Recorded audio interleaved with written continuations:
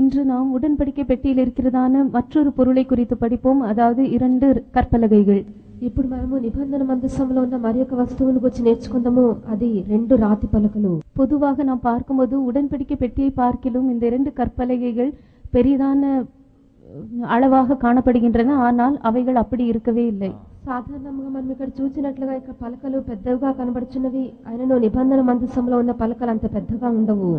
You know, this ark was only 2.5 cubits.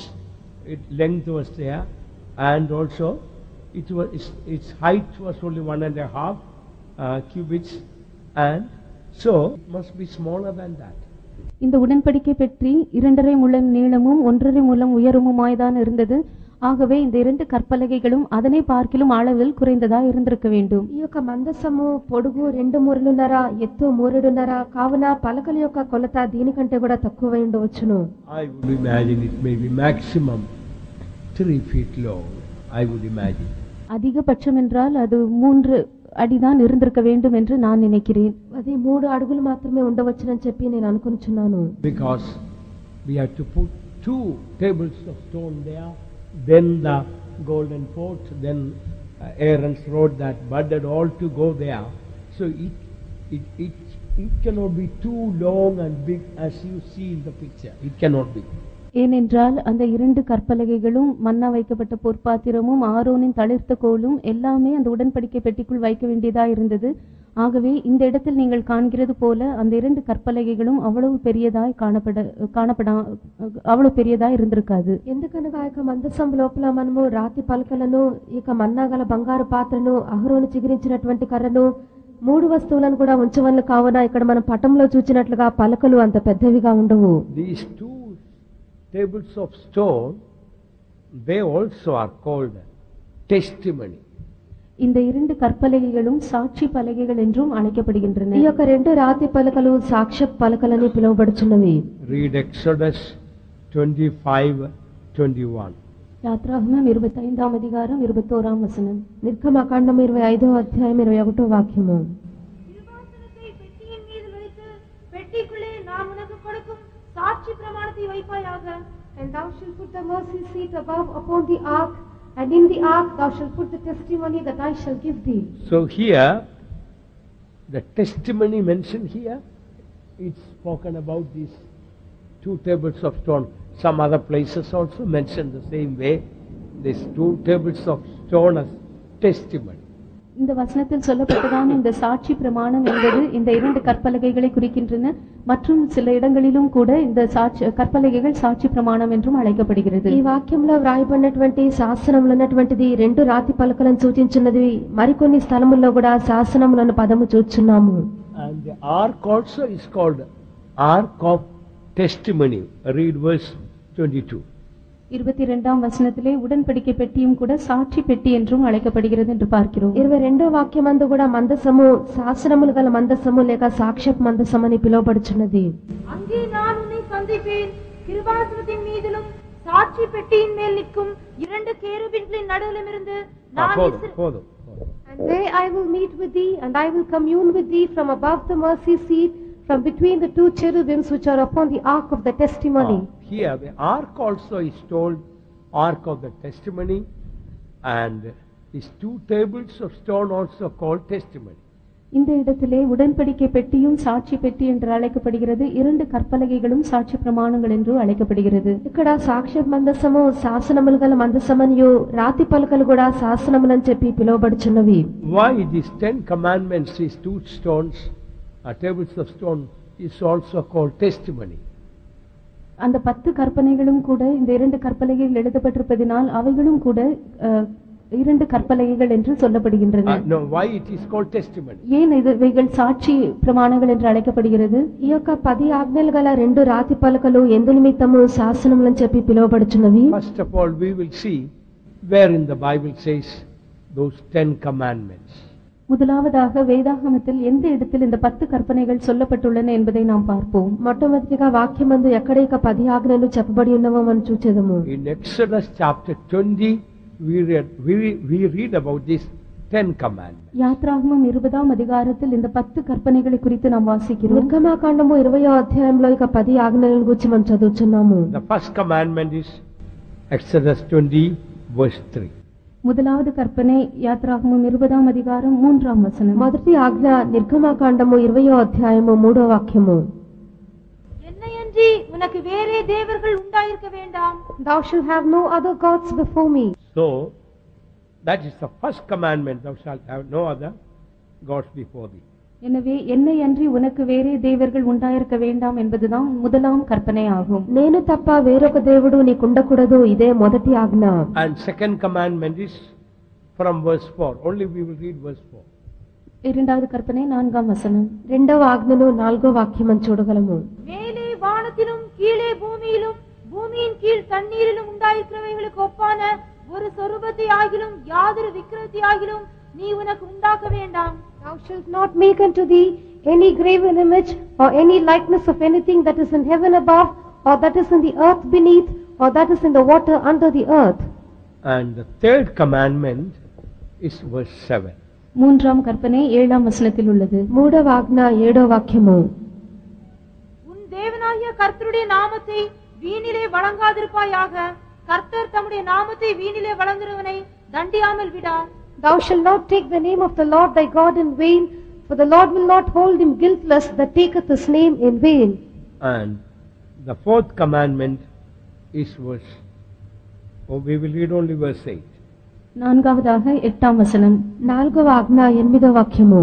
ஓய்வு நாளை பரிசுத்தமாய் ஆசரிக்க நினைப்பாயாக. Remember the Sabbath day to keep it holy. Now these 4 commandments, all of them,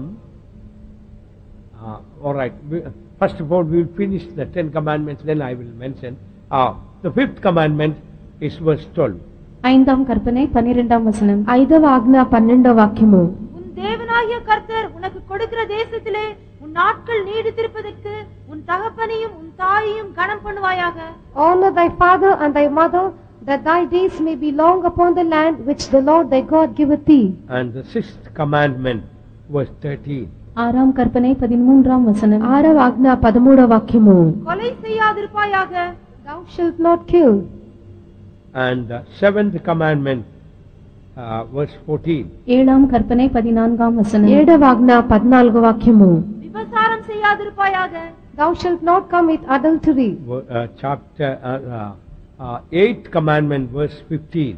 எட்டாம் கற்பனை 15వ వచనం. 8వ ఆజ్ఞ 15వ వాక్యము. களவு செய்யாதிருப்பாயாக.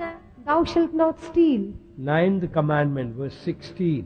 ஒன்பதாம் கற்பனை 16వ వచనం. 9వ ఆజ్ఞ 16వ వాక్యము. பிறனுக்கு விரோதமாய் பொய் சாட்சி சொல்லாதிருப்பாயாக.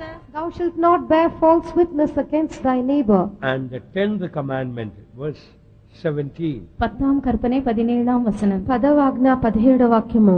பிறனுடைய வீட்டை இச்சியாதிருப்பாயாக. பிறனுடைய மனைவியையும் அவனுடைய வேலைக்காரனையும் அவனுடைய வேலைக்காரியையும் அவனுடைய எருதையும் அவனுடைய கழுதையையும் பின்னும் பிறனுக்குள்ள யாதொன்றையும் இச்சியாதிருப்பாயாக என்றார். Thou shalt not covet thy neighbor's house, thou shalt not covet thy neighbor's wife, nor his manservant, nor his maidservant, nor his ox, nor his ass, nor anything that is thy neighbor's. These are the 10 commandments. இவைகள்தான் 10 கற்பனைகள் ஆகும். ఇవే 10 ఆజ్ఞలు. These can be divided into 2 sections. இந்த 10 కற்பனைகளும் 2 భాగங்களாக பிரிக்கப்படலாம். ఈ యొక్క 10 ఆజ్ఞలు 2 విభాగములుగా విభజింపవచ్చును. We read the first four commandments. They show our love towards God.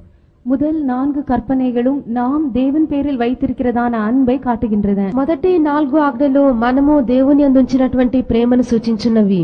The first commandment that we love God, we will not have any other gods.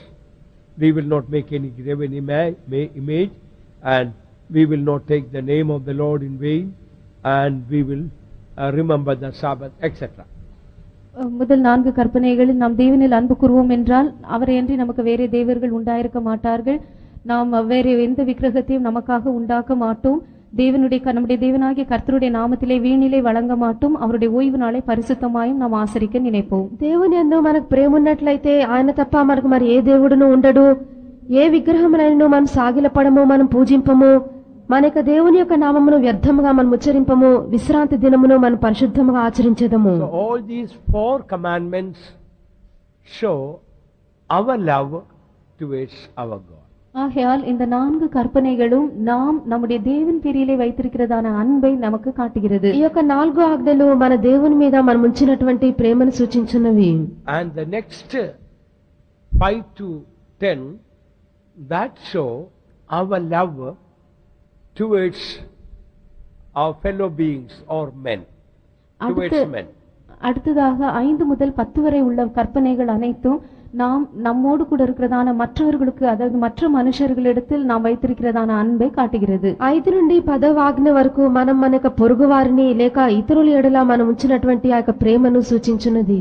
Honor father and mother, you shouldn't kill, you shouldn't commit adultery, you should not steal, and you should not bear false witness, and you should not do this. It's all show our love towards man. தகப்பனையும் தாயையும் கனம் பண்ண வேண்டும், கொலை செய்யாமல் இருக்க வேண்டும், விபசாரம் களவு போன்றவை செய்யக்கூடாது, பொய் சாட்சி சொல்லக்கூடாது, பிறனுடையதொன்றை மிச்சிக்க கூடாது என்கிறதான இந்த கற்பனைகள் எல்லாம் மற்ற மனுஷர்களை நாம் அன்பு கூறுவதை காண்பிக்கிறது. మన యొక్క తల్లిని తండ్రిని సన్మానించుట, నరహత్య చేయకుండుట, వ్యభిచారము దొంగిలింపకుండుట, మన పొరుగువాని మీద అబద్ధ సాక్ష్యం పలకకుండుట, మన పొరుగువాని దేనినైనా మనం ఆశింపకుండా ఉండుట, ఇది ఇతర మనుషుల మీద మనం చూపినటువంటి ప్రేమ ఉన్నది. So that means all these 10 commandments are here in one word, love. அப்படி என்றால் இங்கு சொல்லப்பட்டுள்ளதான இந்த எல்லா 10 கற்பனைகளும் ஒரே வார்த்தையில் அன்பு என்று கூறலாம். కావున ఇక్కడ ఇవ్వబడినటువంటి 10 ఆజ్ఞలు ఒకే ఒక పదములో ప్రేమ అని చెప్పబడి ఉన్నవి. So our life should be guarded, protected, dominated by divine love. ஆகவே நம்முடைய ஜீவியமானது தெய்வீக அன்பினால் வழி நடத்தப்பட வேண்டும், பாதுகாக்கப்பட வேண்டும், எல்லா விதங்களிலும் அது வழி நடத்தப்பட வேண்டும். కావున మన యొక్క జీవితం అన్నటువంటిది దేవుని యొక్క ప్రేమ చేత నడిపింపబడవలెను, అది కాపాడబడవలెను, ఆ ప్రేమ చేతనే పరిపాలించి నడిపింపబడవలెను. First, when we will have love towards God, then only second we will have love towards our fellow beings. முதலாவதாக நாம் தேவனிடத்தில் அன்பு வைத்திருந்தால் மட்டும்தான் அடுத்ததாக மற்றவர்களிடத்தில், மற்ற மனுஷர்களிடத்தில் நாம் அன்பு வைக்க முடியும். మొదటిగా మన యొక్క దేవుని ఎడల మనకు ప్రేమ ఉన్నప్పుడు మాత్రమే పొరుగు వారిని మనం ప్రేమింపగలము. That's why we read in the Bible, the brother whom we see if we cannot love, how can we see God whom we do not see? ஆகையால் தான் காண்கிறதான சகோதரனிடத்தில் நாம் அன்பு கூறவில்லை என்றால் காணாத தேவனிடத்தில் எப்படி நாம் அன்பு கூற முடியும் என்று வேதவசனத்தில் நாம் வாசிக்கிறோம். కావున మనం చూచినటువంటి మన యొక్క సహోదరుని మనం ప్రేమింపలేనట్లయితే చూడలేనటువంటి దేవుని మనం ఎలాగున ప్రేమింపగలము. Although it is not in the Bible, the tradition says these 2 tables of stone were made of sapphire stones. இந்த வேதாகமத்தில் இந்த காரியங்கள் சொல்லப்படவில்லை என்றாலும் பாரம்பரியம் சொல்லுகிற விஷயம் என்னவென்றால் இந்த 2 கற்பலகைகளும் எஸ்பி నీల కర్కలినాల్ చేయబట్టది என்று சொல்லப்படுவது. ఇవి మనం ఇక్కడ వ్రాయబడి ఉండలేదు కానీ ఈ యొక్క 2 పలకలను మనం చూచినప్పుడు నీలం అన్నటువంటి రత్నం చేత చేయబడి ఉన్నవి. Sapphire stone was sapphire stones are blue stones. ఇంద్రనీల కర్ల్ என்பது அது నీల నిరముடைய కల్లాகும். నీలం రత్నం అని చెప్పినప్పుడు అది నీలి రంగు గల రత్నమై ఉన్నది. Although Bible doesn't say what type of stones they were, there is a spiritual lesson we can learn from that.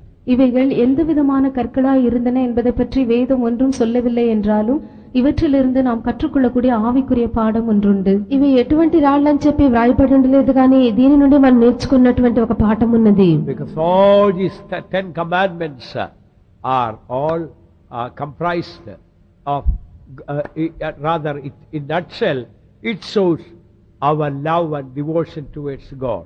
சுருக்கி சொல்ல வேண்டும் என்றால் இந்த 10 கற்பனைகள் அனைத்துமே நாம் தேவன் பேரில் வைத்திருக்கிறதான நம்முடைய அன்பு, நம்முடைய பக்தியை அது காண்பிக்கிறது. క్లుప్తంగా చెప్పినట్లయితే ఇక 10 ఆజ్ఞలు దేవుని ఎడల మనం ఉంచినటువంటి ఆ ప్రేమనే సూచించున్నవి.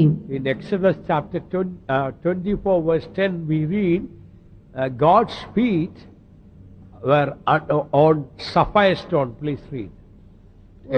யாத்ராகமம் 24ஆம் அதிகாரம் 10ஆம் வசனத்திலே அவருடைய பாதத்தின் கீழ் இந்திரநீலம், அதாவது கல்லு, இலையில கல் ஒத்ததான ஒரு கல் இருந்ததாக நாம் பார்க்கிறோம். నిర్గమకాండము 24వ అధ్యాయము 10వ వాక్యమందు ఆయన యొక్క పాదముల క్రింద నీలమయమైన వస్తువు వంటిది ఒకటి ఉండెను.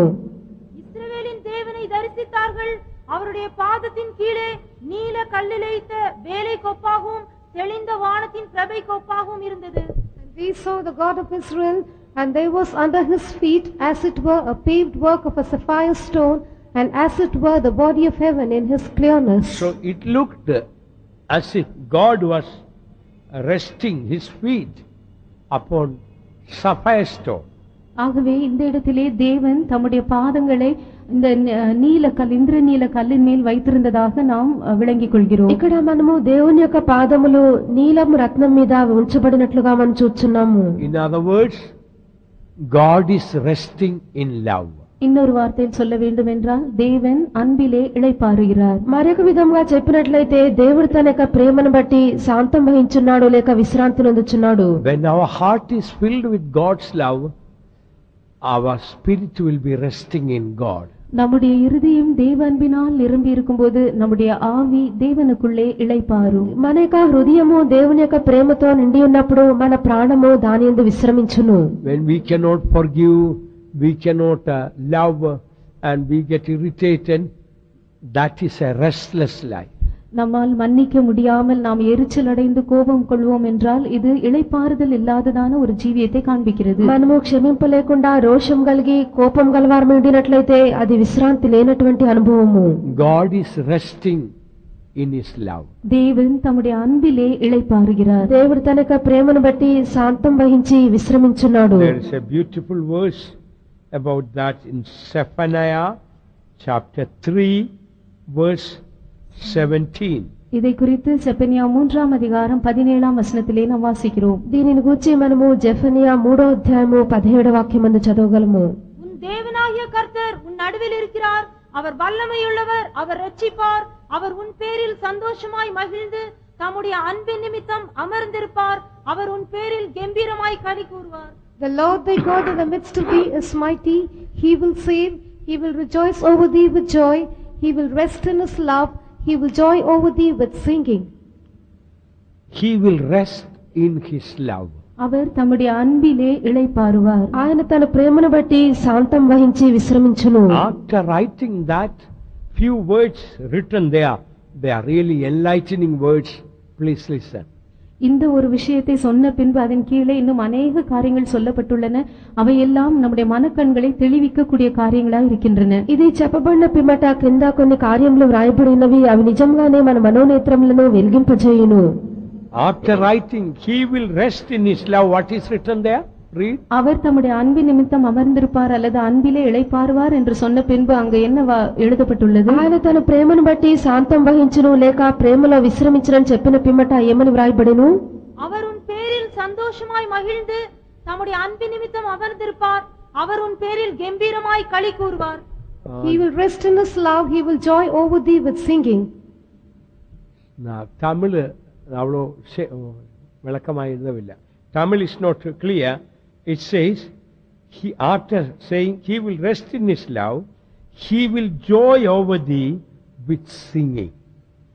தம்முடைய அன்பிலே அவர் இளைப்பாறுவார் என்று சொன்ன பின்பு அவர் உன் பேரிலே கம்பீரமாய் மகிழ்ந்து பாட்டினால் உன் பேரிலே களி கூறுவார் என்று ஆங்கில மொழிபெயர்ப்பில் கொடுக்கப்பட்டுள்ளது. ఆంగ్ల తర్జుమా ప్రకారం మనం చూచినప్పుడు మీ ప్రేమను బట్టి అతను శాంతం వహించి నీ అందరి సంతోషం చేత ఆయన గానములతో హర్షించును. Listen, only in the whole Bible, only in one place we read God singing. இந்த முழு வேதாகமத்திலும் இந்த ஒரு இடத்தில் மட்டும்தான் தேவன் பாடுவதை குறித்து நாம் வாசிக்கிறோம். ఈ యొక్క పరిశుద్ధ గ్రంథం అంతటిలో ఈ ఒక్క స్థలములోనే దేవుడు పాడుటను గురించి మనం చూస్తున్నాము. So many places we read saints singing, angels singing, but only in one place in the whole Bible we read God singing. எத்தனையோ இடங்களில் பரிசுத்தவான்கள் பாடுவதும் தூதர்கள் பாடுவதையும் குறித்து நாம் வாசிக்கிறோம். ஆனால் ஒரே ஒரு இடத்தில் மட்டும்தான் தேவன் பாடுவதை குறித்து நாம் காண்கிறோம். అనేక స్థలముల్లో పరిశుద్ధులు దూతలు పాడుటను గురించి మనం చదువుచున్నాము. ఆయనను ఈ ఒక్క స్థలములో మాత్రమే దేవుడు గానములతో హర్షించడం చూస్తున్నాము. Saints singing, angels singing, our singing is not that important. But God singing, it is something very special. பரிசுத்தவான்களும் தூதர்களும் நாமும் பாடுவதெல்லாம் அவ்வளவு முக்கியமல்ல. ஆனால் தேவன் பாடுவதென்றால் அது உண்மையாகவே மிகவும் விசேஷித்த காரியமாகும். మనమో లేక పరిశుద్ధులో దూతలో పాడుట అంత విశేషమైనది కాదు, కానీ దేవుడు పాడుట అన్నది విశేషమైనది.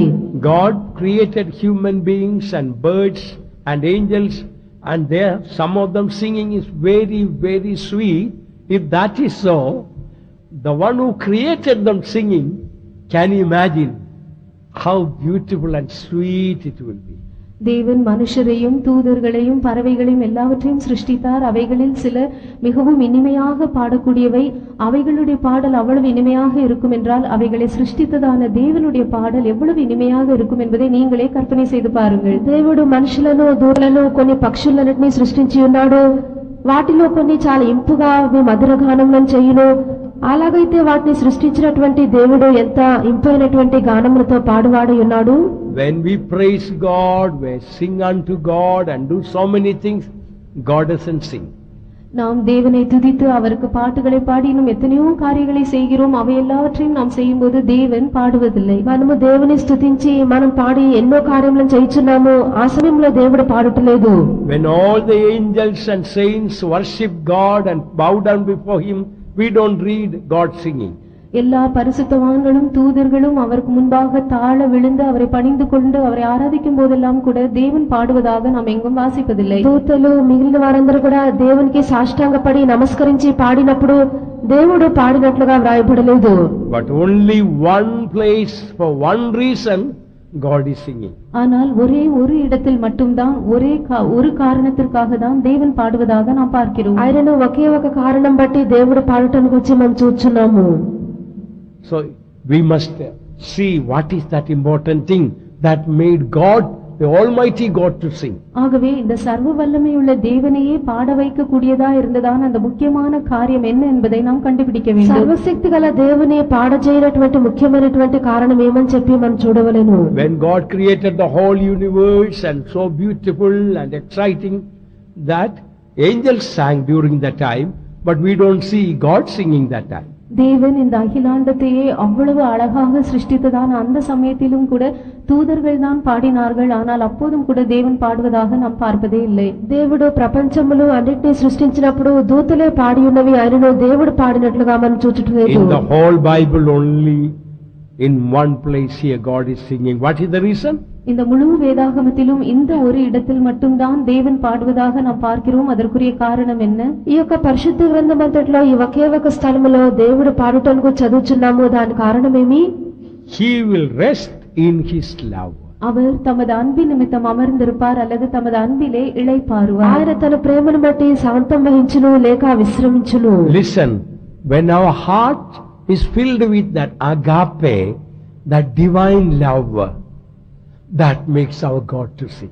நம்முடைய இருதயம் அந்த அகப்பே அன்பினால் அந்த தெய்வீக அன்பினால் நிரம்பி இருக்கும்போது அது தேவனை பாட வைக்கிறது. మన యొక్క హృదయము అగాపే చేత లేక దైవికమైన ప్రేమ చేత నిండినప్పుడు మన దేవుడు పాడువాడై ఉన్నాడు. This shows, beloved ones, how important it is that our heart may be filled with that divine love. இது அந்த தெய்வீக அன்பினால் நம்முடைய இருதயம் நிரம்பி இருப்பது எவ்வளவு முக்கியமான ஒரு விஷயம் என்பதை நமக்கு காண்பிக்கிறது. దీనిని బట్టి మనకు హృదయం అన్నటువంటిది దైవికమైన ప్రేమ చేత నిండి ఉండుట ఎంత ప్రాముఖ్యమని మనకు తెలియజేయుచున్నది. Our God wants to rest in our love. நம்முடைய அன்பிலே நம்முடைய தேவன் இளைப்பாற விரும்புகிறார். మన యొక్క ప్రేమ యందు మన దేవుడు విశ్రమింప కోరుచున్నాడు. When our heart is filled with God's love, He wants to rest there and sing. நம்முடைய இருதயம் தேவனுடைய அன்பினால் நிரம்பி இருக்கும்போது அந்த அன்பிலே அவர் இளைப்பாரி பாட விரும்புகிறார். మన యొక్క హృదయము దేవుని యొక్క ప్రేమతో నిండి ఉన్నప్పుడు ప్రభు యొక్క ప్రేమ చేత ఆయన పాడి విశ్రమింప కోరుచున్నాడు. Is it not great thing? Is it not great thing too that we are able to make God to sing? நாம் தேவனையே பாட வைத்து விடுகிறோம் என்கிறதான இந்த விஷயம் ஒரு பெரிய காரியம் அல்லவா? దేవుణ్ణి మనము పాడ చేయుచున్నామని చెప్పినది ఒక ముఖ్యమైనటువంటి విషయం కాదా? It's so important that our heart may be filled with this love. இந்த அன்பினால் நம்முடைய இருதயம் நிரம்பி இருக்க வேண்டும் என்பது மிகவும் முக்கியமான ஒரு காரியமாகும். కావున మన యొక్క హృదయము ఈ యొక్క ప్రేమ చేత నిండి ఉండుట ఎంతో ప్రాముఖ్యమైన కార్యము. What are we? We just made out of dust, making God to sing. பூமியின் தூளினாலே செய்யப்பட்டதான நாம் தேவனை பாட வைப்பதற்கு நாம் எம்மாத்திரம்? భూమి యొక్క మట్టితో మనం చేయబడినటువంటి మనము దేవుని పాడ చేయుచున్నామంటే మనం ఏమాత్రపు వారము? He will be singing with joy. அவர் உன் பேரில் கம்பீரமாய் களி கூர்ந்து பாட்டினால் மகிழ்ச்சியாக இருப்பார். నీ అందరి సంతోషం చేత ఆయన గానములతో హర్షించును. We must see everyone through God's love. நாம் எல்லாரையுமே தேவனுடைய அன்பின் மூலமாகத்தான் பார்க்க வேண்டும். ప్రతి ఒక్కరిని కూడా దేవుని యొక్క ప్రేమతోనే మనం చూడవలెను. When we are humiliated, rejected, despised, we must see them through God's love. நாம் தாழ்த்தப்பட்டு தள்ளப்பட்டு புறக்கணிக்கப்பட்ட அற்பமாய் எண்ணப்படும் போது அந்த சமயங்களிலும் கூட மற்றவர்களை தேவனுடைய அன்பினால் தான் காண வேண்டும். మనము విసర్జించబడి త్రోసివేయబడి మనల్ని చెడ్డగా మాట్లాడినప్పుడు వారందరినీ కూడా దేవుని యొక్క ప్రేమతోనే మనం చూడవలెను. Every trial we face, we must see that through love, God's love. நாம் சந்திக்கிறதான ஒவ்வொரு சோதனை பரீட்சையும் கூட தேவனுடைய அன்பின் மூலமாக தான் அவைகளை நாம் காண வேண்டும். మనం ఎదుర్కొన్నటువంటి ప్రతి శోధన పరీక్షను దేవుని యొక్క ప్రేమతోనే మనం చూడవలెను. There should not be a word in our mouth, a thought in our mind that is away from God's love. இப்பேற்பட்டதான சந்தர்ப்பங்களிலே தேவனுடைய அன்புக்கு தூரமான எந்த ஒரு வார்த்தையோ நம்முடைய வாயிலும் எந்த ஒரு எண்ணமோ நம்முடைய மனதிலும் காணப்படக்கூடாது. దేవుని యొక్క ప్రేమకు వ్యతిరేకమైనటువంటి ఏ తలంపో మాటయో మన యొక్క మనసులో కనబడకూడదు. So if our hearts are filled with God's love, நம்முடைய இருதயங்கள் தேவனுடைய அன்பினால் நிரம்பி இருக்கும்போது మన యొక్క హృదయంలో దేవుని యొక్క ప్రేమతో నిండి ఉన్నప్పుడు God will be resting in our love. தேவன் நம்முடைய அன்பிலே இளைப்பாறுவார். దేవుడు మన యొక్క ప్రేమయందు విశ్రాంతి నొందును. With joy he will be singing. அவர் மிகுந்த மகிழ்ச்சியோடு பாடி நம் பேரில் களி கூறுவார். ఆయన సంతోషమును బట్టి గానములతో హర్షించును. Not only that, the Lord in the midst of thee is mighty. உன் நடுவில் இருக்கிறதான உன் தேவனாகிய கர்த்தர் வல்லமை உள்ளவர் என்றும் நாம் பார்க்கிறோம். నీ మధ్య ఉన్నటువంటి దేవుడైన యెహోవా శక్తిమంతుడు. Listen, when our heart is filled with God's love, our God in our heart, in the midst of our heart, will be mighty. நம்முடைய இருதயம் தேவனுடைய அன்பினால் நிரம்பி இருக்கும்போது நம்முடைய இருதயத்தின் நடுவிலே இருக்கிறதான நம்முடைய தேவன் வல்லமை உள்ளவராய் இருப்பார். మన యొక్క హృదయములో దేవుని యొక్క ప్రేమతో నిండి ఉన్నప్పుడు మన హృదయం మధ్యలో ఉన్నటువంటి దేవుడైన ప్రభువు శక్తిమంతుడై ఉండును. Otherwise also our God is mighty. But if we have to experience our God to be mighty, our heart should be filled with God's love. இல்லை என்றாலும் கூட தேவன் எப்பொழுதும் சர்வ வல்லமை உள்ள தேவன் வல்லமை உள்ளவர் தான். ஆனாலும் நாம் நம்முடைய தேவனை வல்லமை உள்ளவராக அனுபவிக்க வேண்டும் என்றால் நம்முடைய இருதயம் தேவனுடைய அன்பினால் நிரம்பி இருக்க வேண்டும். మన యొక్క దేవుడు ఎల్లప్పుడూ కూడా శక్తిమంతుడైనటువంటి దేవుడే. ఆయనను మనము దాన్ని అనుభవించే నిమిత్తము మన హృదయం ఆయన యొక్క ప్రేమతో నిండి ఉండవలెను. It is the mighty God who has called us to Zion. வல்லமையுள்ள தேவன் தான் நம்மை சியோனுக்கு என்று அழைத்திருக்கிறார். శక్తిగల దేవుడే మన సియోను పిలిచి ఉన్నాడు. Where do we read that? இதை குறித்து எங்கு வாசிக்கிறோம்? మనం ఎక్కడ చదువుచున్నాము? Psalm 50 verse 1. 50ஆம் சங்கீதம் 1ஆம் வசனம். 50వ కీర్తన మొదటి వాక్యము. வல்லமையுள்ள தேவனாகிய கர்த்தர் வசனித்து சூரியன் உதிக்கும் திசை தொடங்கி அது அஸ்தமிக்கும் திசை வரைக்கும் உள்ள பூமியை கூப்பிடுகிறார். 2ஆம் வசனம். பூர்ண வடிவுள்ள சியோனிலிருந்து தேவன் பிரகாசிக்கிறார். The mighty God, even the Lord, hath spoken and called the earth from the rising of the sun unto the going down thereof. Out of Zion the perfection of beauty God hath shined. So mighty God is calling us to Zion. வல்லமையுள்ள தேவன் தான் நம்மை சியோனுக்கு அழைக்கிறார். శక్తిగల దేవాది దేవుడైన యెహోవా మనల్ని సియోను పిలిచి ఉన్నాడు. God knows that we are weak, but the God who calls is mighty. நாம் பலவீனர் என்பதை தேவன் அறிந்திருக்கிறார். ஆனால் நம்மை அழைக்கிற அந்த தேவன் வல்லமை உள்ளவராய் இருக்கிறார். మనము బలహీనులమని చెప్పి దేవుడు ఎరిగి ఉన్నాడు. ఆయనను మనల్ని పిలిచిన దేవుడు శక్తిమంతుడు. So when our heart is filled with the agape, God's love, our God He will not be in the corner of our heart, in the midst of thee. He will be in the midst of our life, midst of our thought and words, and he will be mighty. ஆகவே நம்முடைய இருதயம் அந்த agape அன்பினால், அந்த தெய்வீக அன்பினால் நிரம்பி இருக்கும்போது அவர் ஏதோ நம்முடைய இருதயத்தின் ஒரு மூலையில் இருக்க மாட்டார். அவர் நம் நடுவில் இருப்பார். நம் இருதயத்தின் நடுவில், நம்முடைய వార్తகளின் నడుவில், நம்முடைய జీవితத்தின் నడువిலே அவர் இருப்பார். కావున మనకు హృదయంలో దేవుని యొక్క ప్రేమతో నిండి ఉన్నప్పుడు మన హృదయం యొక్క మూలలో కాదు కానీ దాని యొక్క మధ్యలో మన తలంపులు, మన యొక్క ఆలోచనలు, మన యోచన యొక్క మధ్యలో ప్రభు శక్తిమంతుడై ఉండును. He will rejoice over thee with joy. அவர் சந்தோஷமாய் உன் பேரிலே களி கூறுவார். ఆయన సంతోషంతో నీ యందు గానములతో హర్షించును. I don't think there is such a verse in the whole Bible anywhere else.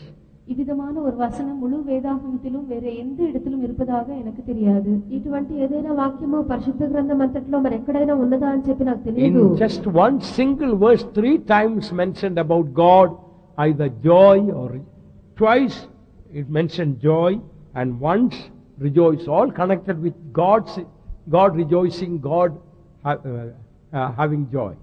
ஒரே ஒரு வசனத்திலே 2-3 முறை இவ்விதமாக தேவன் சந்தோஷிப்பார், அவர் மகிழ்வார், அவர் கம்பீரமாய் களி கூறுவார் என்றெல்லாம் ஒரே வசனத்தில் 2-3 முறை சொல்லப்பட்டுள்ளது. ఈ యొక్క ఒక్క వాక్యంలోనే 2-3 సార్లు దేవుడు సంతోషించును, హర్షించును అని చెప్పి వ్రాయబడి ఉన్నది. Let me tell you another truth. இன்னும் ஒரு சத்தியத்தை நான் உங்களுக்கு சொல்லட்டும். మరొక సత్యం మీతో నేను చెప్పనిమ్ము. When our heart is filled with love, if God is singing and rejoicing, நம்முடைய இருதயம் தேவனுடைய அன்பினால் நிரம்பி இருக்கும்போது தேவன் நமக்குள்ளே பாட்டு பாடுகிறவராய் மகிழ்ந்து களி கூறுகிறவராய் இருப்பார் என்றால், మన యొక్క హృదయము దేవుని యొక్క ప్రేమతో నిండి ఉండి దేవుడు పాట పాడుచు ఆయన హర్షించు ఉండినప్పుడు, tell me what will we be doing if we are filled with God's love? நாம் தேவனுடைய அன்பினால் நிரம்பி இருப்போம் என்றால் அந்த சமயத்தில் நாம் என்ன செய்வோம் என்பதை சொல்லுங்கள். మనము కూడా దేవుని యొక్క ప్రేమతో నిండి ఉన్నట్లయితే మనం ఏం చేయదుమో చెప్పుడి. Can you say? விளங்கியதா? I will ask again. மறுபடியும் நான் உங்களுக்கு இதை கேட்கிறேன். When our heart is filled with God's love, God becomes so happy, He rejoices and sings. நம்முடைய இருதயம் தேவனுடைய அன்பினால் நிரம்பி இருக்கும்போது தேவன் மிகவும் மகிழ்ச்சி கொள்வதினால் அவர் சந்தோஷமாய் களி கூர்ந்து பாட்டு பாட ஆரம்பிக்கிறார். మన యొక్క హృదయము దేవుని యొక్క ప్రేమతో నిండి ఉన్నప్పుడు ప్రభు మన యందు చాలా సంతోషించి గానములతో మన యందు హర్షించును. So if our heart is filled with love, what will we be doing? ஆகவே நம்முடைய இருதயம் அன்பினால் நிரம்பி இருக்கும் என்றால் நாம் என்ன செய்வோம்? అలాగే మన హృదయము ప్రేమతో నిండి ఉన్నప్పుడు మనం ఏం చేయదుము? சொல்லுங்கள், உண்மைதான் சொல்லுங்க. We also will do the same what God is doing. We also will be rejoicing and singing. தேவன் செய்கிற அதே காரியத்தை தான் நாமும் செய்ய ஆரம்பித்து விடுவோம். நாமும் பாட்டு பாடி களி கூர்ந்து சந்தோஷிப்போம். దేవుడు చేసిన ఆ కార్యమే మనము కూడా చేయదుము. మనము కూడా పాటలు పాడి సంతోషించి హర్షించదము. If God's love is not in our heart, every day is a miserable day.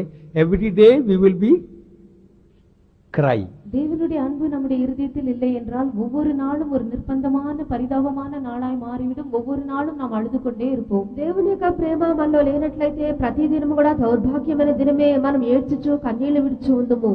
Have you seen the touch me not plants? இந்த தொட்டான்சனிங்க செடியை பார்த்திருக்கிறீர்களா? ముట్టినట్లయితే వాడిపోనటువంటి చెట్లను చూచి ఉన్నారా? Every time you go and touch it, all the leaves will droop down and will be, it's like weeping. ஒவ்வொரு முறையும் நீங்கள் அந்த செடியை தொடும்போது உடனே எல்லா இலைகளும் அப்படியே மூடிக்கொண்டு ஒன்றாக சேர்ந்துவிடும். பார்த்தால் அழுவது போல் இருக்கும். ప్రతిసారి కూడా ఆ యొక్క చెట్టు యొక్క ఆకులు మనం ముట్టిన వెంటనే ముట్టినతోనే అవన్నీ కూడా వాడిపోవును. Some servants of God are like touch me not plants. சில கர்த்தருடைய ஊழியக்காரர் இந்த தொட்டான்சனிங்க செடியை போல் தான் இருக்கிறார்கள். కొంతమంది దైవ సేవకులు ముట్టినట్లయితే వాడిపోనటువంటి చెట్ల వలె ఉన్నారు. Little correction or rebuke or anything, they become so sad and unhappy. ஒரு சிறிய கண்டிப்பு, ஒரு சிறிய சீர்திருத்தம் என்றால் உடனே துக்கப்பட்டு விசனப்படுகிறார்கள். ఏదైనా దిద్దినప్పుడు లేక సరి చేసినప్పుడు చిన్న కార్యం వారిని క్రమపరిచినప్పుడు వారు వెంటనే వాడిపోతున్నారు. Spiritual life, Bible says, is joy unspeakable and full of glory. ஆவிக்குரிய ஜீவியம் என்பது அது சொல்லி முடியாததான சந்தோஷத்தினாலும் மகிமையினாலும் நிறைந்த ஒரு ஜீவியம் என்றுதான் கர்த்தருடைய வசனம் சொல்கிறது. ఆధ్యాత్మిక జీవితం అనేటువంటిది చెప్పన అసఖ్యమైనటువంటి సంతోషమును మహిమాయుక్తమునై ఉన్నది. If we really love Him. அவரை நாம் உண்மையாய் நேசிப்போம் என்றால், యథార్థంగా మన ప్రభువును ప్రేమించితే. Read 1 Peter chapter 1 verse 8. 1 பேதுரு 1-8 வசனம். 1 பேதுரு 1 అధ్యాయం 8వ వాక్యము. அவரை நீங்கள் காணாமல் இருந்தும் அவரிடத்தில் அன்பு கூறுகிறீர்கள். இப்பொழுது அவரை தரிசியாமல் இருந்தும் அவரிடத்தில் விசுவாசம் வைத்து சொல்லி முடியாதும் மகிமையால் நிறைந்ததுமாயிருக்கிற சந்தோஷமுள்ளவர்களாய் களி கூர்ந்து, whom having not seen ye love, in whom though now we see him not, yet believing ye rejoice with joy unspeakable and full of glory. So, whom having not seen, you love him. இப்பொழுது நீங்கள் அவரை காணாமல் இருந்தும் அவரிடத்தில் அன்பு கூறுகிறீர்கள். ఇప్పుడు ఆయనను కన్నులారా చూడకయే ఆయనను మీరు So, విశ్వసించున్నారు. now when our heart is filled with love, even though we don't see him, yet we rejoice with joy unspeakable and full of glory.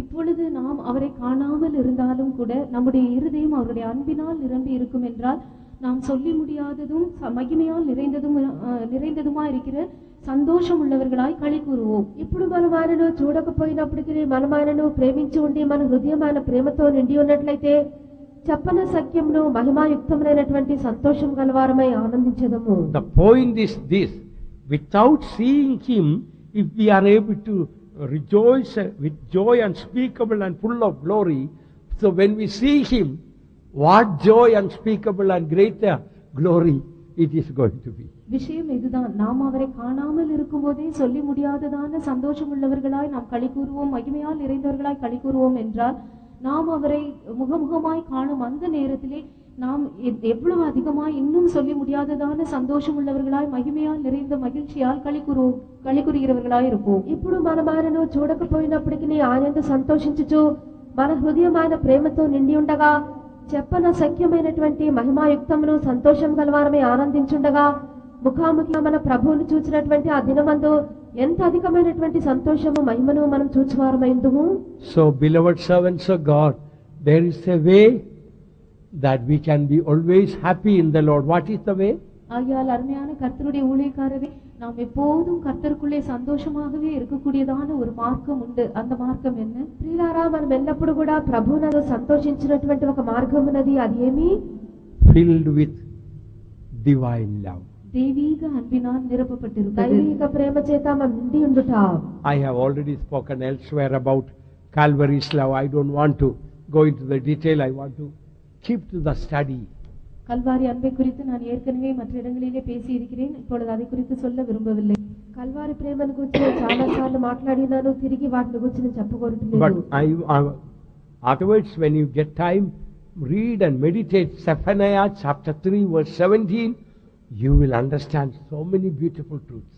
பிற்பாடு உங்களுக்கு சமயம் கிடைக்கும் போது செப்பனியா 3ஆம் அதிகாரம் 17ஆம் வசனத்தை நீங்கள் வாசித்து அதிகமாய் தியானியுங்கள். அப்பொழுது இன்னும் ஆழமான சத்தியங்கள் உங்களுக்கு வெளிப்படுத்தப்படும். సమయం దొరికినప్పుడు జెఫన్యా 3వ అధ్యాయము 17వ వాక్యంలో అధికంగా ధ్యానించుడి. దాని గురించినటువంటి అధికమైన ప్రకటన మీకు దొరుకును. We are so privileged to know every day we can make our God to sing and rejoice over us. ஒவ்வொரு நாளும் நம்முடைய தேவனை நாம் பாட வைத்து நம் பேரிலே சந்தோஷமாய் கம்பீரமாய் களிகூற வைப்பதற்கு நாம் எவ்வளவோ ஸ்லாக்கியம் பெற்ற ஜனங்கள் என்பதை நாம் அறிந்திருக்க வேண்டும். ప్రతిదినం కూడా మనక దేవుడు మనందు సంతోషించి గానములతో ఆయన పాడి హర్షించినట్లుగా చేయుటకు మనం ఎంత ధన్యులమై ఉన్నాము.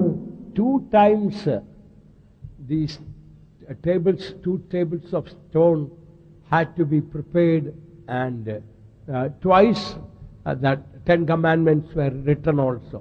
இந்த 2 கற்பலகைகள் 2 முறை செய்யப்பட்டு 2 முறை அந்த 10 கற்பனைகளும் அதன் மேல் எழுதப்பட வேண்டியதா இருந்தது. ఈ యొక్క 2 రాతి పలకలు 2 సార్లు చేయబడి 2 సార్లు వ్రాత మూలముగా వాటి మీద వ్రాయబడి ఉన్నవి. First time God himself made the stones or sapphire stones, and God wrote with his own handwriting the 10 commandments. முதலாவது முறை தேவன் தாமே இந்த 2 கற்பலகைகளையும் அந்த இந்திரநீல கல்லினால் தேவன் இழைத்து தேவன் தாமே அந்த கற்களின் மேல் 10 கற்பனைகளை எழுதினார். దేవుడు మొట్టమొదటిగా 2 రాతి పలకలను తానే చేసి తన యొక్క చేవ్రాతతో వాటి మీద ఆయన వ్రాసి ఉన్నాడు. First time God writing, read in Exodus chapter 32 verse 16. முதலாவது முறையாக தேவன் எழுதுவதை குறித்து யாத்ராகமம் 32ஆம் அதிகாரம் 16ஆம் வசனத்தில் வாசியுங்கள். మొట్టమొదటిగా దేవుడు వ్రాసినటువంటి దాని గురించి నిర్గమకాండం 32వ అధ్యాయం 16వ వాక్యంలో చదువుడి. அந்த பலகைகள் தேவனால் செய்யப்பட்டதாயும் அவைகளிலே பதிந்த எழுத்து தேவனால் எழுதப்பட்ட எழுத்தாயும் இருந்தது. And the tables were the work of God, and the writing was the writing of God graven upon the tables. What happened was that after God gave these 10 commandments into the hands of Moses, while he was coming down from the mountain, something happened in the valley. நடந்த காரியம் என்னவென்றால் தேவன் விதமாக இந்த கற்பலகைகளின் மேல் எல்லாவற்றையும் எழுதி அவைகளை மோசேயின் கையில் கொடுத்த பின்பு மோசே அவைகளை எடுத்துக்கொண்டு மலையின் மேலிருந்து கீழே இறங்கி வரும்போது కీలే పள்ளతాకిలే ఒక కార్యం సంభవితది. ఈ యొక్క రాతి పలకల మీద దేవుడు తన చేవ్రాతితో వ్రాసి మోషే యొక్క చేతికి ఇక 2 రాతి పలకలను ఇచ్చిన పిమ్మట మోషే కొండ దిగి క్రిందకు వచ్చినప్పుడు క్రింద పాలెపు లోయలో ఏదో ఒక కార్యం సంభవించెను. The people thought that Moses went up, we don't see him, what happened we don't know. So they made a golden calf and they started singing and rejoicing and dancing before the golden calf and worshipping the golden calf. மோசே விதமாக மலை உச்சிக்கு ஏறி சென்ற பின்பு ஜனங்கள் எல்லாரும் மோசேக்கு என்ன சம்பவித்ததோ எங்களுக்கு நாங்கள் அறியோம் என்று சொல்லி அவர்கள் ஒரு கன்றுக்குட்டியை உண்டாக்கி அந்த கன்றுக்குட்டிக்கு முன்பாக பாடவும் நடனமாடவும் அதை தொழுது கொள்ளவும் ఆరంభించి విட்டார்கள். కావున జనులందరూ కూడా కొండ మీదకు వెళ్ళినటువంటి మోషే ఏమాయనో మాకు తెలియదని చెప్పుకొని ఒక బంగారు దూడను వారు తయారు చేయించుకొని దాని ఎదుట వారు నాట్యమాడుచు తినుచు త్రాగుచు ఆడుటకు వారు లేచిరి. Moses got very angry and broke those 2 tables of stones. மோசே கடும் கோபம் உண்டவனாகி அந்த 2 கற்பலகைகளையும் கீழே போட்டு உடைத்து விட்டான். మోషే కోపం మండెను, ఆ యొక్క 2 రాతి పలకలను అతడు పగలగొట్టి ఉన్నాడు. And killed quite a number of those idol worshippers. వివిధமான విగ్రహారాధన చేసేదాన అనేకరేం అవన్ కొன்று పోటాన్. విగ్రహారాధన చేసినటువంటి వారిలో కొందరిని చంపెను. So there was a judgment of God there because of the idol worship. இந்த விக்கிரகாராதனை நிமித்தமாக தேவனுடைய நியாய தீர்ப்பும் கூட அந்த இடத்தில் இறங்கியது. విగ్రహారాధన చేసి ఉన్నారు గనుక దేవుని యొక్క తీర్పు వారి మీదకు వచ్చెను. So when second time God wanted to give the 10 commandments, it was in a different method. ஆகவே இரண்டாம் முறையாக தேவன் இந்த 10 கற்பனைகளை மறுபடியும் கொடுக்க விரும்பின போது அதை வேறு ஒரு விதத்தில் தான் தேவன் செய்தார். రెండవసారి దేవుడి యొక్క 2 రాతి పలకలను ఇవ్వగోరినప్పుడు మరొక రీతిలో ఆయన చేసి ఉన్నాడు. God will write on the table, but Moses, you have to prepare the table and bring it to me, then I will write it. தேவன் இப்பொழுது இந்த கற்பலகைகளின் மேல் அவர் எழுதுவார். ஆனால் அந்த 2 கற்பலகைகளையும் மோசே தான் ஆயத்தமாக்கி கொண்டு அதை தேவனிடத்தில் கொண்டு வந்து கொடுக்க வேண்டும். దేవుడు ఆ యొక్క 2 రాతి పలకల మీద వ్రాయును, అయినప్పటికీ మోషే ఆ యొక్క 2 రాతి పలకలను చెక్కుకొని తీసుకొని పోవలెను. Read Exodus 34 verse 1. యాత్రాగమం 34వ అధికారం మొదటి వచనం. నిర్గమకాండం 34వ అధ్యాయం మొదటి వాక్యం. There is a beautiful spiritual meaning for this. இதற்கு ஒரு அழகான ஆவிக்குரிய அர்த்தம் உண்டு. దీనికి ఒక చక్కటి ఆత్మీయ అర్థం ఉన్నది. கர்த்தர் மோசேயை நோக்கி, முந்தின கற்பலகைகளுக்கு ஒத்த 2 கற்பலகைகளை இழைத்துக்கொள், நீ உடைத்து போட்ட முந்தின பலகைகளில் இருந்த வார்த்தைகளை அவைகளில் எழுதுவேன். And the Lord said unto Moses, hew thee 2 tables of stone like unto the first, and I will write upon these tables the words that were in the first tables which thou breakest. So here second time God says, first time God himself prepared the tables of stone and God wrote. Now God says, you prepare and bring and I will write. முதலாவது முறையாக தேவன் தாமே 2 கற்பலகைகளையும் அவரே எழுதி அவரே அதை செய்து அதன் மேல் எழுதினார். ஆனால் இப்பொழுது இரண்டாம் முறையாக தேவன் மோசேயினிடத்தில் நீ கற்பலகைகளை ஆயத்தப்படுத்தி என்னிடத்தில் அவைகளை கொண்டு வா, நான் அவைகளில் எழுதுவேன் என்று கூறுகிறார். మొట్టమొదటిగా దేవుడే 2 రాతి పలకలను తయారు చేసి వాటి మీద వ్రాసి మోషేకి ఇచ్చెను. ఇప్పుడు రెండోసారి యెహోవా మోషేతో నీవు 2 రాతి పలకలను తయారు చేసి చెక్కిను తీసుకొని రమ్ము, నేను వాటి మీద వ్రాసేదనని చెప్పెను. In the New Testament, the meaning of these 2 tables of stone is our heart and our mind. புதிய ஏற்பாட்டில் இந்த 2 கற்பலகைகளின் அர்த்தம் என்னவென்றால் அது நம்முடைய இருதயத்தையும் நம்முடைய மனதையும் காண்பிக்கிறது. క్రొత్త నిబంధన యందు ఇక 2 రాతి పలకలను చెప్పినప్పుడు మన హృదయము మన మనస్సు. Now you prepare your heart and your mind and come to my presence, then I will write my law into your heart and mind. நீ உன்னுடைய இருதயத்தையும் உன்னுடைய மனதையும் ஆயத்தப்படுத்திக் கொண்டு என்னுடைய சமூகத்திற்கு வா, அப்பொழுது நான் என் பிரமாணங்களை உன் இருதயத்திலும் உன் மனதிலும் எழுதுவேன். నీవు నీ యొక్క హృదయమును నీ యొక్క మనసును సిద్ధపరచుకొని నా యొక్క సన్నిధికి రమ్ము, అప్పుడు నేను నా యొక్క ఆజ్ఞలను వాటి మీద నేను వ్రాసేదను. Where do we read that? இதை குறித்து எங்கு வாசிக்கிறோம்? దీని గురించి మనం ఎక్కడ చదువుతున్నాము? Hebrews chapter 8 verse 10.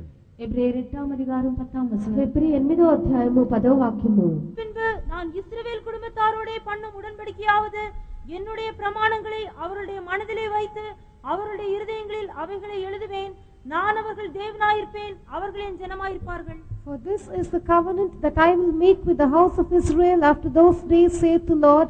I will put my laws into their mind and write them in their hearts, and I will be to them a God, and they shall be to me a people. So, spiritually speaking, the first time God prepared the tables and God wrote shows when we were born again, when we came to Christ, the Lord himself prepared our heart and mind without any of our efforts and prepared and wrote God's law into our heart and mind. முதன்முறையாக தேவன் தாமே அந்த இரண்டு கற்களையும் உண்டாக்கி தேவனே அவைகளை இழைத்து அவைகள் மேல் எழுதினார் என்பதில் ஆவிக்குரிய அர்த்தம் என்னவென்றால், முதன்முறையாக நாம் மறுபடியுமாக பிறந்து கிறிஸ்துவனிடத்தில் வந்தபோது அவர் தாமே நம்முடைய இருதயத்தையும் நம்முடைய மனதையும் ஆயத்தப்படுத்தி அவைகளிலே அவருடைய பிரமாணங்களை எழுதினார். இதற்கென்று நாம் சொந்தமாக எந்த விதமான பிரயாசத்தையும் எடுக்க வேண்டிய அவசியம் இருக்கவில்லை. మొట్టమొదటిగా దేవుడే యొక్క 2 రాతి పలకలను తయారు చేసి వాటి మీద వ్రాసి ఉన్నాడని చెప్పినప్పుడు, ఇది మనము మారుమనసు పొంది ప్రభులోనికి మనము క్రీస్తులోనికి వచ్చినప్పుడు ఆరంభంలో ప్రభువే మన యొక్క హృదయములను మన యొక్క మనసులను సిద్ధపరిచి తన యొక్క ధర్మశాస్త్రము తన యొక్క ఆజ్ఞలన్నిటిని వ్రాసి ఉన్నాడు. దీనికి మనము ఏ ప్రయాసము మనం చేయలేదు. That time God himself prepared our heart and mind and wrote God's law in our heart, but we all broke that law, or broke those stones of the tables of stone as Moses did. அந்த சமயத்தில் தேவன் தாமே நம்முடைய இருதயத்தையும் நம்முடைய மனதையும் ஆயத்தப்படுத்தி அவரே தம்முடைய பிரமாணங்களையும் கற்பனைகளையும் நம்முடைய மனதிலும் இருதயத்திலும் எழுதினார். ஆனால் நாமோ மோசே விதமாக அந்த 2 கற்பலகைகளை உடைத்து போட்டானோ அவ்விதமாகவே நாமும் அந்த 2 கற்பலகைகளையும் உடைத்து விட்டோம். ఆ సమయంలో మనము మన యొక్క హృదయములను మనసులను మనం సిద్ధపరచలేదు, కానీ ప్రభువే వాటిని సిద్ధపరిచి వ్రాసి ఉన్నాడు.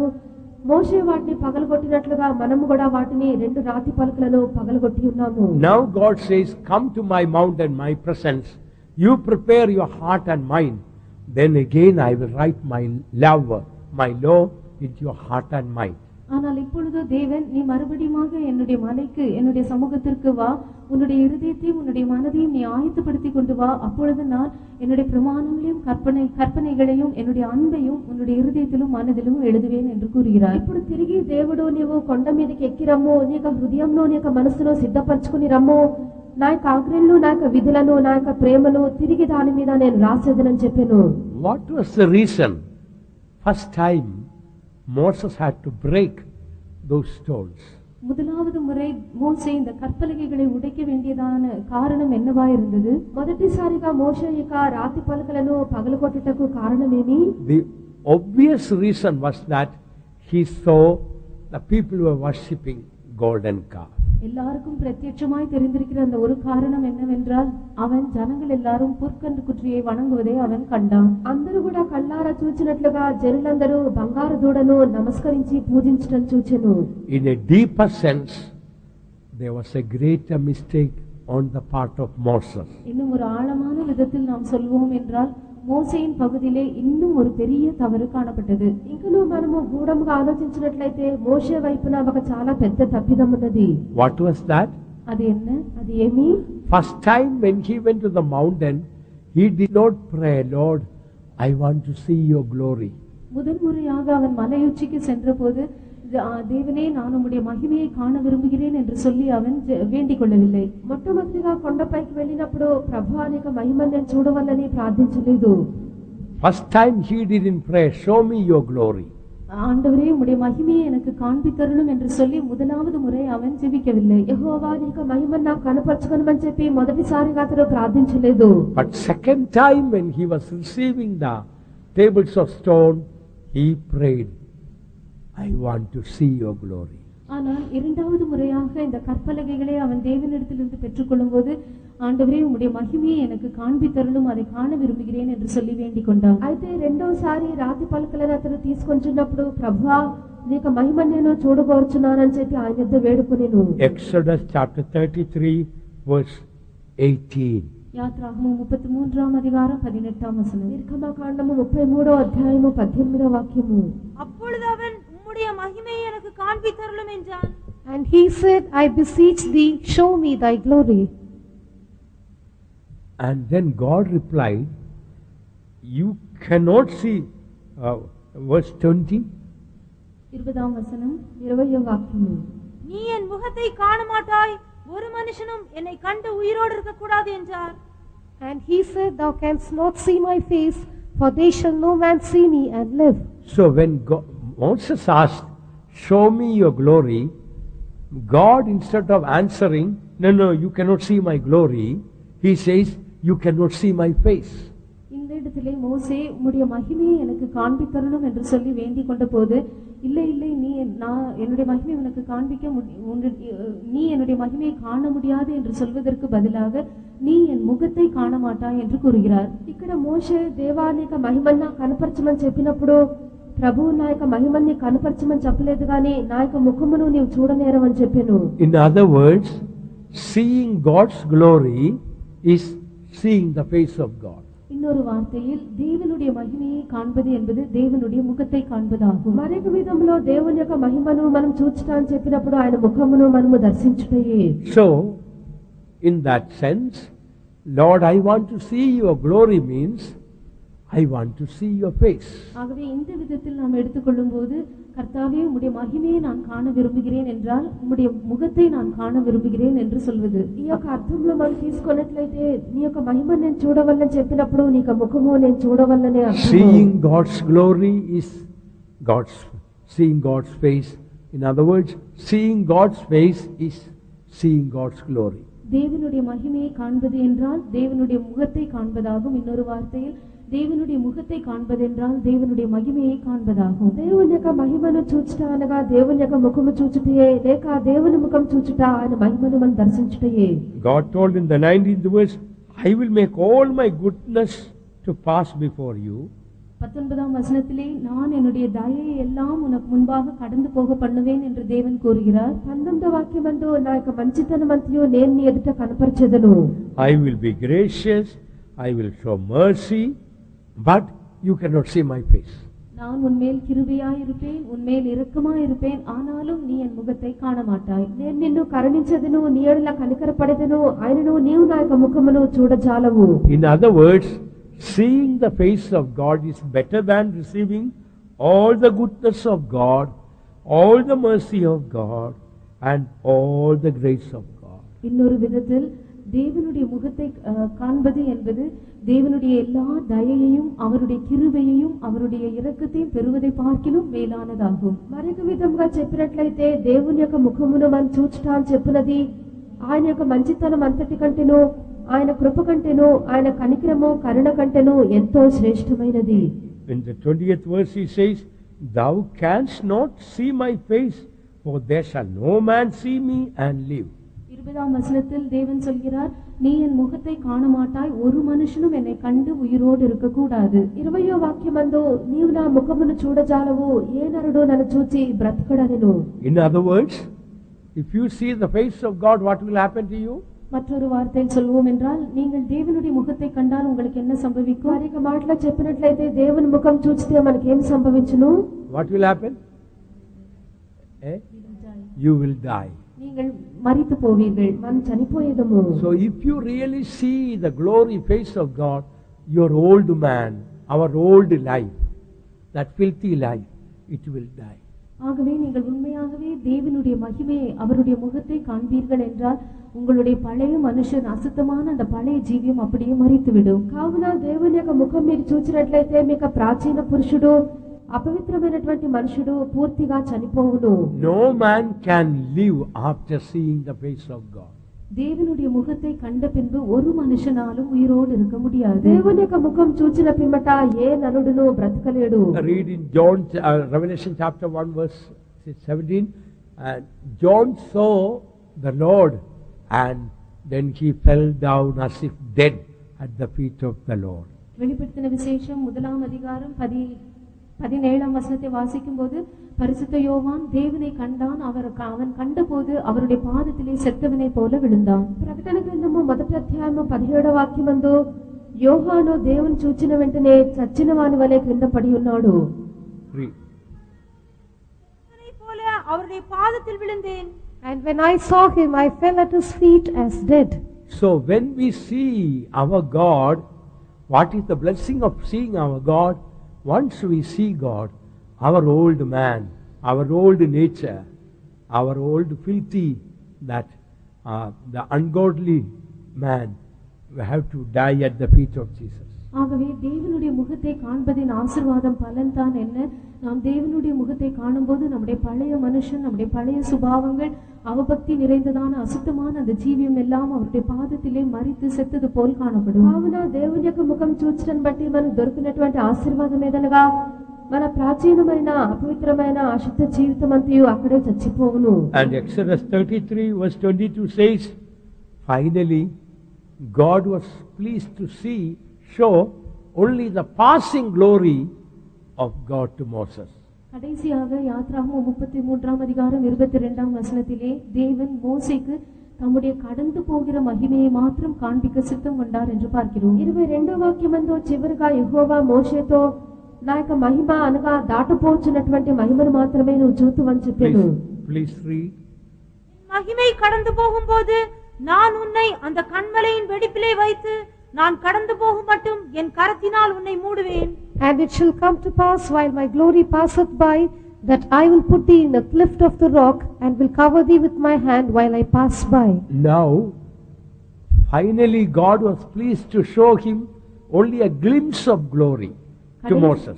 கடைசியாக மோசேக்கு தேவன் தம்முடைய மகிமையின் ஒரு சிறிய அளவு, ஒரு சொட்டு மாத்திரம்தான் காண்பிக்கும்படியாக சித்தம் கொண்டார். ఇక్కడ చివరిగా దేవుడు మోషేకు తన యొక్క మహిమ యొక్క ఏదో చాలా స్వల్ప భాగం మాత్రమే చూపించగోరి ఉన్నాడు.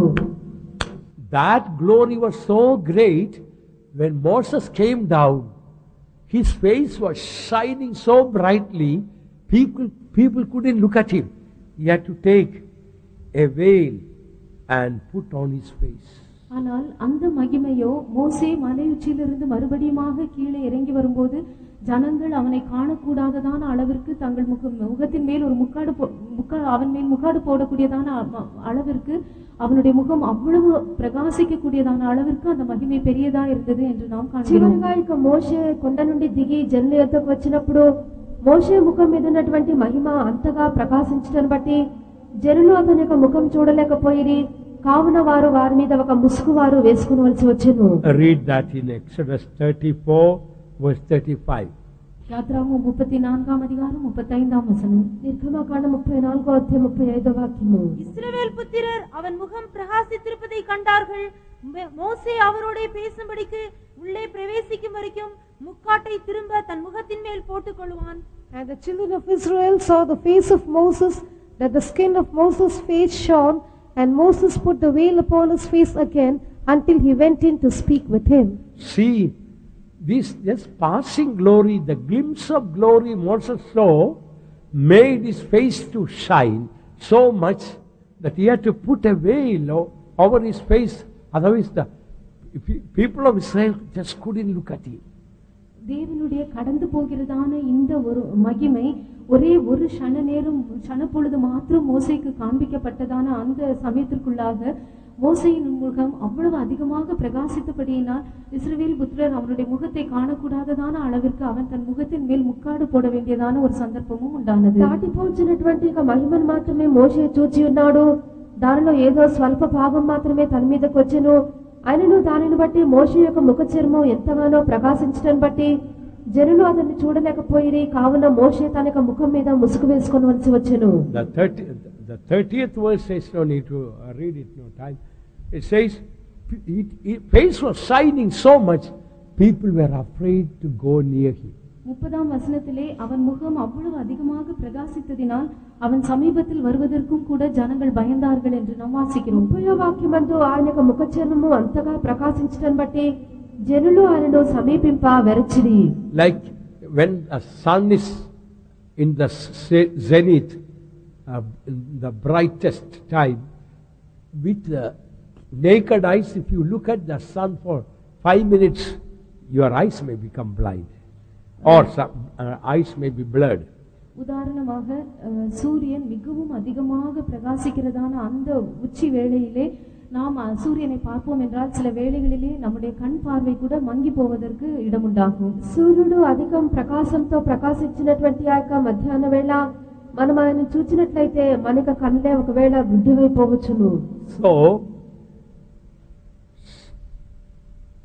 what we learn from here, Moses should have done this first time when he went up. ஆகவே இதிலிருந்து நாம் கற்றுக்கொள்கிற விஷயம் என்னவென்றால் இவ்விதமான ஒரு காரியத்தை மோசே முதன்முறையாக மலையுச்சிக்கு ஏறி சென்ற போதே செய்திருந்திருக்க வேண்டும். కావున దీనిని బట్టి మోషే మొట్టమొదటిసారి కొండ మీదకు వెళ్ళినప్పుడే ఈ యొక్క కార్యము అతడు చేయవలసి ఉండెను. Moses should have been seeking the glory or the face of God first time.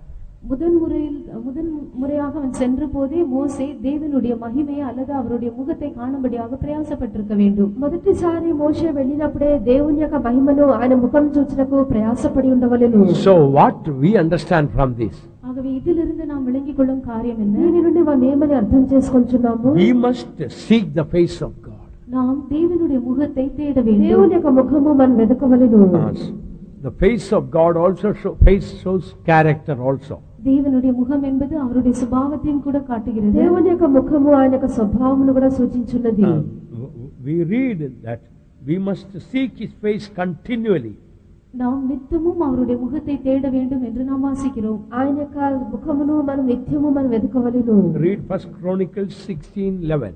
1 நாளாகமம் 16ஆம் அதிகாரம் 11ஆம் வசனம். మొదటి వృత్తాంతము 16వ అధ్యాయము 11వ వాక్యము.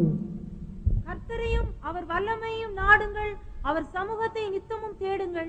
Seek the Lord and his strength, seek his face continually. Seek his face continually. அவருடைய முகத்தை நித்தமும் தேடுங்கள். We must ఇక్కడ seek. ఆయన సన్నిధిలో ఆయన ముఖమును మనం నిత్యము వెదకవలెను. We must seek the face of God continually. நாம் தேவனுடைய முகத்தை நித்தமும் தேட வேண்டும். దేవుని యొక్క ముఖము మనం నిత్యము వెదకవలెను. Without seeking the face of God first time when he came down, it brought death. 3,000 people at least got killed. முதன்முறையாக அவன் தேவனுடைய முகத்தை தேடாமல் மலையுச்சியிலிருந்து கீழே இறங்கின போது அது மரணத்தை தான் கொண்டு வந்தது. ஏறக்குறைய 3000 பேர் பாளையத்தில் மரித்து செத்தார்கள். మొదటిసారి అతడు దేవుని యొక్క ముఖమును చూడకుండా దిగవచ్చడం బట్టి దాదాపు 3000 మంది మరణింపవలసి వచ్చెను. But after seeking the face of God, second time when he came down, it really glorified the Lord's name. People saw the glory on Moses' face. ஆனால் இரண்டாவது முறை அவன் தேவனுடைய முகத்தை தேடின பின்பு அவன் மலையுச்சியிலிருந்து கீழே வந்தபோது அது மெய்யாகவே தேவனுடைய நாமம் மகிமைப்படுவதற்கு ஏதுவாயிருந்தது.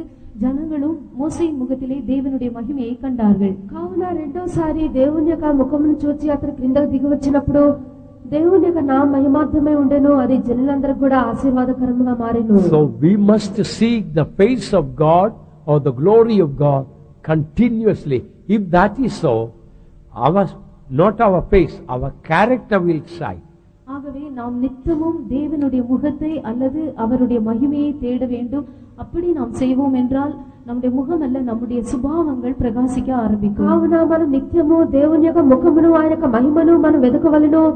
అలాగున మనం చేసినప్పుడు మన యొక్క ముఖం కాదు గాని మన యొక్క స్వభావమే ప్రకాశించును. And the people will see the glory of God in our character, in our face, and they will glorify God. ஜனங்களும் கூட நம்முடைய சுபாவத்திலே தேவனுடைய மகிமையை காண்பார்கள், தேவனுடைய முகத்தை காண்பார்கள், தேவனை அவர்கள் மகிமைப்படுத்துவார்கள். అప్పుడు జనులు మన యొక్క స్వభావమందును మన యొక్క ప్రవర్తన యందును దేవుని మాత్రమే చూచువారు ఇందురు ఆయన మహిమను చూచి ఆయన నామమును మహిమపరచుదురు.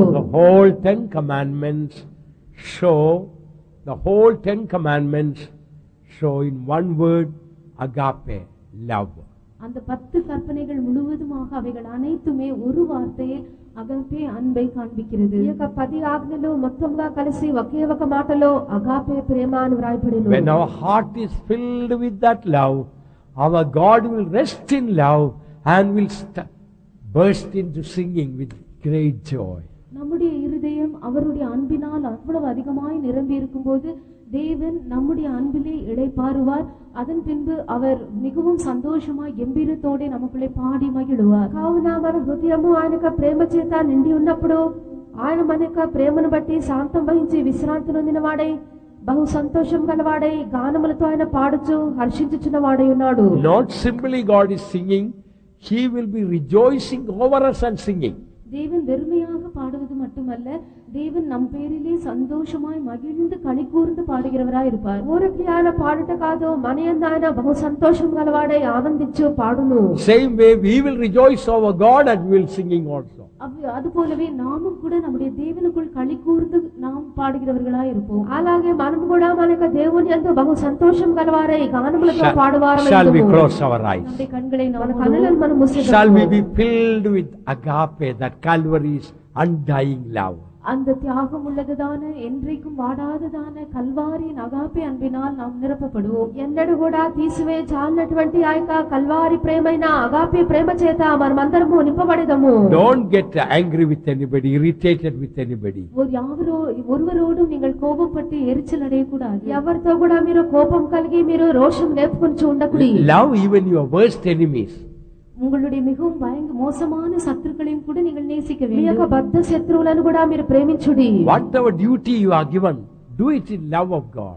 உங்களுக்கு என்ன கடமைகள் கொடுக்கப்படுகிறதோ அவை எல்லாவற்றையும் தேவனுடைய அன்பினால் செய்யுங்கள். మీకు ఏ పని ఇవ్వబడినో దేవుని యొక్క ప్రేమతో వాటిని చేయుడి. See everyone through the love of God. ஒவ்வொருவரையும் தேவனுடைய அன்பின் மூலமாக நீங்கள் பாருங்கள். అందరిని కూడా దేవుని యొక్క ప్రేమతోనే మీరు చూడుడి. Today let us make our God to sing over us with joy.